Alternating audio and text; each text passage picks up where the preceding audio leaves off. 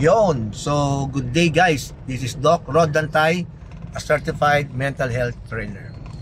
Ngayon namang hapon na ito ay pag-usapan natin yung tungkol sa halo effect. Ano ba yung halo effect? Di ba yung halo ay yung meron kang parang ring doon sa may taas ng iyong ulo na katangian ng isang mabait o mabuting tao.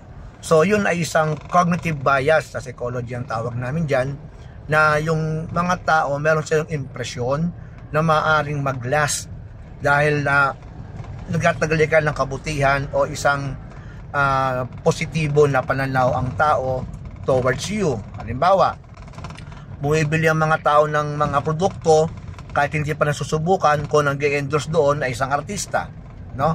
Pampaputi ng balat, nag-endorse sila Marian Rivera, sila Angel Locsin, Ann Curtis, no? Hindi mo pa nasubukan yung produkto pero maganda na ang pananaw sa produkto na yun. Sa trabaho, sa pag-aaral, pag yung guro nakita yung estudyante maayos manamit, no? Laging planchado yung kanyang polo. So ang impression doon ng guro, kung sa pananamit nga siya ay maayos, maaaring sa kanyang pag-aaral maayos din siya. Kasi ang empleyado na laging naka-grooming, no? Talagang dress to kill, no? Hindi naman yung over, no? Sobrang loud. Ang impression doon ng mga kasamahan mo na parang ikaw ay maayos din sa mga gamit mo sa mesa mo, sa iyong schedule, ganyan. So talagang yung impression will last, no? Kapag yung impression yan ay positibo, halo effect ang tawag dyan. So minsan, ikaw din mismo bilang tao na challenge ka na kasi pagtingin sa'yo ng tao, positibo eh. So you are being regarded as a person na maayos, hindi lamang sa pananamit, kundi sa iyong pagsasalita, sa iyong gawa, no, sa iyong talino. Kaya minsan bias nga siya. Dahil minsan hindi naman komo maayos ang pananamit, maayos na rin sa lahat ng bagay. Ang kabaliktaran naman yan, yung tinatawag natin na horn effect. Horn, no? Na kapag naman yung tao, ang impression sa iyo sa simula pa lang negatibo na, halos lahat ng ginagawa mo negatibo na sa kanya.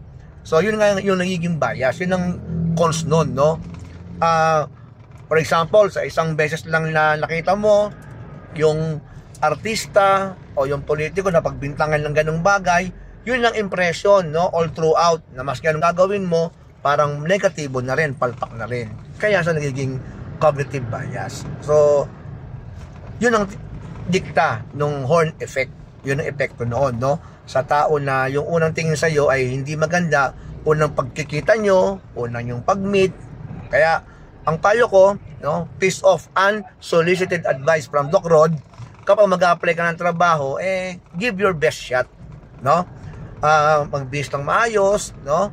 Magsalita ng maayos at make it a habit, no? Para your habit will become your personality, no? At when your personality, that is your character, and your character is your destiny. Hanggang sa masanay ka na, habituation, na tama ang ginagawa mo, maayos, tuloy-tuloy na yung halo effects niyo. More than the horn effect.